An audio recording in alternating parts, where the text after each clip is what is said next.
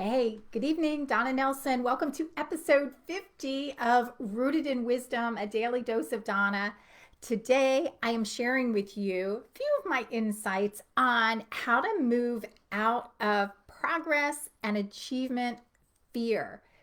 Fear is something that holds so many of us back, isn't it? I mean, in so many areas of our life, it stops us from getting our work done and progress on projects, taking on new projects, expanding our businesses, working in our relationships, working on our health and well being, in our money, taking risk, like so many things across all areas of our life. And so, fear is kind of like, I say it's like stress, right? It's like an umbrella of many things. It has many roots or tentacles to it. And so, but the reason that I wanted to talk to you about, how to move out of progress and achievement fear is because being our best self and bringing out our best is getting rid of of negative emotions, those emotions that hold us down, hold us back, keep us in resistance. And anytime that we have negative emotions in our body, it's also affecting our overall well being, every aspect of our well being, emotionally, mentally, physically, spiritually.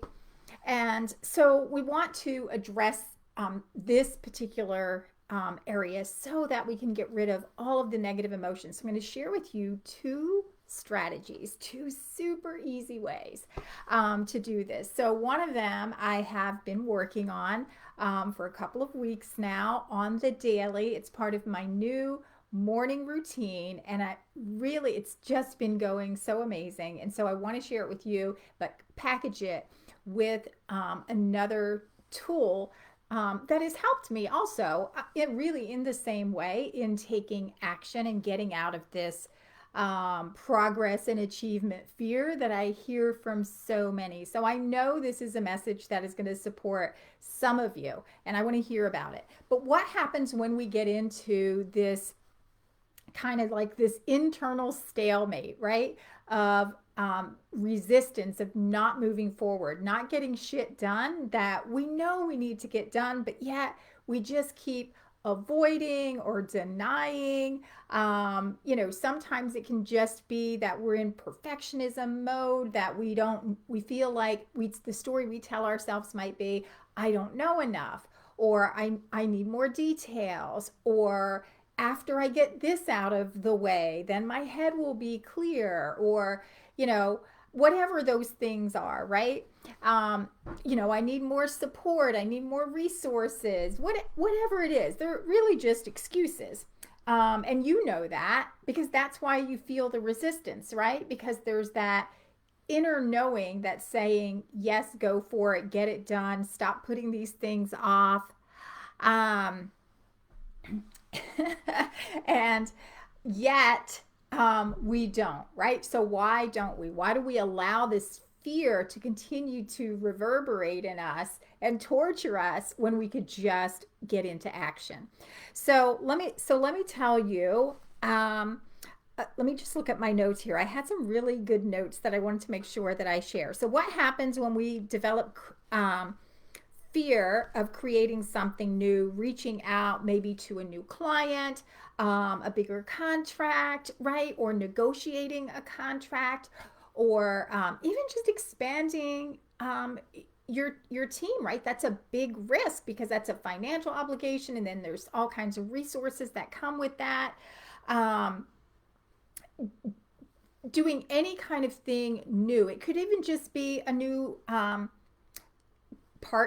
partnership, either in business or your personal life. It could just be a heart to heart that you have to have with a teammate, or someone in a business relationship, and then it becomes like, oh, like I can't do this, right? Like we go into this like analytical mode because fear kicks in, or because of what the thoughts are, fear kicks in, right? Which comes first? So, and it's always our thoughts that generate the emotions, and that's the thing we can control, right? We can control our thoughts, which means we can control our emotions. So anytime we're doing something bigger, anytime we're doing something that is new and unfamiliar, taking on a bigger task, doing something that we've never done before, the brain doesn't want to take on the task. That's the challenge. It's the brain. It's lazy as fuck. It just doesn't want to do it. It doesn't want to think. It doesn't want to put in the extra effort. Our brain actually uses 30% of our energy in a resting state. So when we actually have to engage the brain fully to think and plan and execute at a higher level, we're going to get resistance because the brain is like, oh, really? Like it was just so good, like just going through the motions and being on automatic. So what you don't know your brain is doing that. That's what it's doing when you feel like I should just go do something else that I can be, that's kind of rote in our process, right? Like, I'll just go do the dishes because there's no thinking aloud, or I'll just take the garbage out, or I'll just sort these papers and move them from one side to the other, or I'll just phone a friend, or, I'll just delegate it so somebody else can think about it, right? Instead of you doing the task or doing the real work or whatever it is, the creative or the thought processes. So we tend to get into that mode of procrastinating and avoiding and denying or perfectionism or whatever because the brain doesn't want to think. It's a primitive response. It's lazy by nature. That's why we have our subconscious. That's why we learn habits and then we keep doing the same things over and over and over again because our brain doesn't really want to do the work. And anytime we come up with something new, the brain gets fatigued easily. So we have to condition it. And then we have to trick it to condition it. So I'm going to give you the tricks. All right. So what are the tricks? So the point is I wanted to say, here's what I want to make clear. Because this is what I used to tell myself all the time. And I bet some of you have too. It's not lazy and unmotivated. It's not lazy and unmotivated. The brain is lazy, and we can get into resistance sometimes when we feel overwhelmed. So the idea is let's get out of overwhelm. I'm going to give you these two things, but I want you to know it's not lazy and unmotivated because sometimes we can think that about our team too, right? So sometimes when they don't have the resources, then they get into that stuck mode of not getting things done or moving as quickly because they don't have maybe the mental capacity or the resources or the kind of supports that they need also. So, all right. So we get into procrastination, as I said, and to avoid those negative emotions, we avoid and deny and, all of that stuff. So what we need to do is release the resistance. The two ways to release the resistance so that your body calms, your brain can come back online of your frontal lobe, right? So you can think more clearly, you can be creative, you can be resourceful. We have to get rid of the resistance. So the number one way that you can get rid of the resistance is you can coach yourself. I'm going to tell you how to coach yourself right now. You can either speak it out loud or you can write it down. I recommend writing it, but if you like to hear yourself or you hear yourself and write it like I do, I promise you it will be much more effective. There's something about writing it, works a different part of the brain. Seeing it, you're using more of your senses, you're hearing yourself, and the breakthroughs and the outcomes I think you'll find are better for you. So here's what you're going to ask yourself. What emotions am I experiencing thinking about this obstacle, this thing I want to create, this thing I don't want to tackle, this conversation I'm going to have, whatever that is that you're in resistance to. So here's how I start out my morning. So I always have my schedule for the most part planned for the day. Sometimes I'm up super late and I don't really do a great job of setting up my day, but for the most part my calendar is set. I know what I'm doing. I print out my calendar, or I have my notepad written out with all of the things that I want to accomplish because I like to check them off. So, but there's still things as I'm thinking about my day that I'm like, ugh, I don't want to do that, but I know I need to do it. And I will also procrastinate, avoid, distract. I'll do all kinds of things until I feel like, okay, now I feel like I could get into that. Or I'll just move it to the next day. And so I've been committed to stop doing that. So here's my new tool for you. What I just said, which is, what am I in resistance to that I should really do today? So whatever that is, you're writing that down, acknowledging it out loud to yourself. And then you're saying to yourself, what are those thoughts and beliefs? So you're acknowledging what it is.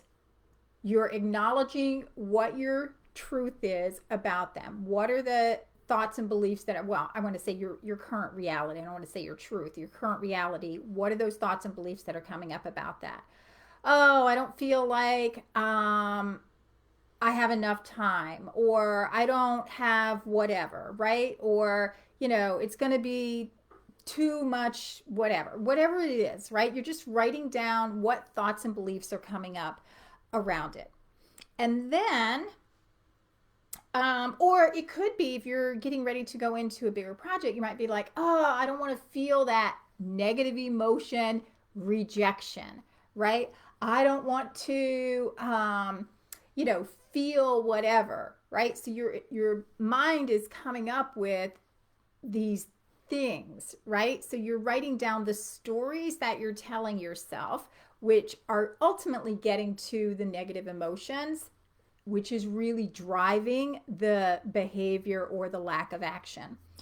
All right, so once you write that down, ask yourself, are those thoughts true? Like, is it true? Okay, I think that I won't have a good outcome, or I don't want to return that phone call because I'm going to get yelled at, or I'm afraid if I raise the price to my client that I'll get pushback, and I'm going to feel rejected or sad or bad or whatever those things are, right?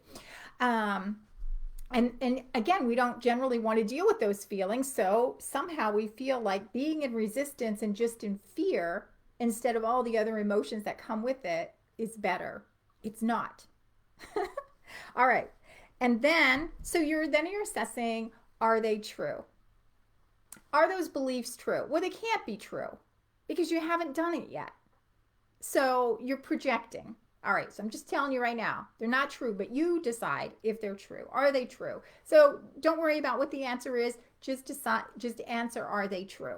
And maybe how true are they? Well, maybe it's a little true, not sure if it's true. Okay, and then what is the worst possible outcome? If you took action and everything you believed did happen, what is the worst possible outcome?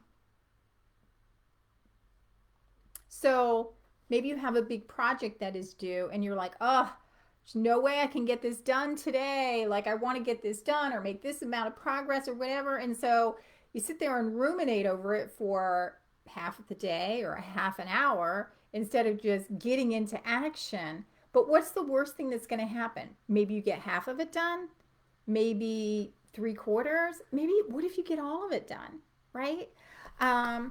What if you do ask for that, put out that proposal and you ask for that big contract or a new commitment or whatever it is? What's the worst thing that's going to happen? No, they come back with a counter offer. What's the worst thing that could happen? Nobody dies. All right. So the next thing is, whatever the worst thing is that could happen, can you accept that? So can you accept a no? Can you accept getting half of it done? Can you accept whatever that is, right? And then, so So you're going to resolve that on your own, regardless of what those answers are. It's about the biggest challenge here is acknowledging what am I resisting? Because when we do that, the resistance is now gone because you have acknowledged it. So saying it out loud and going through those couple of steps will automatically release it to a degree. All right, so here's the second step. So that was the first one, where you're just analyzing what are my emotions that I'm experiencing right now, and then what are the beliefs and thoughts. Are they true? What's the worst possible outcome? And can I accept that? The second thing is giving yourself permission to do less than your best. This will get you into action. So no matter what it is,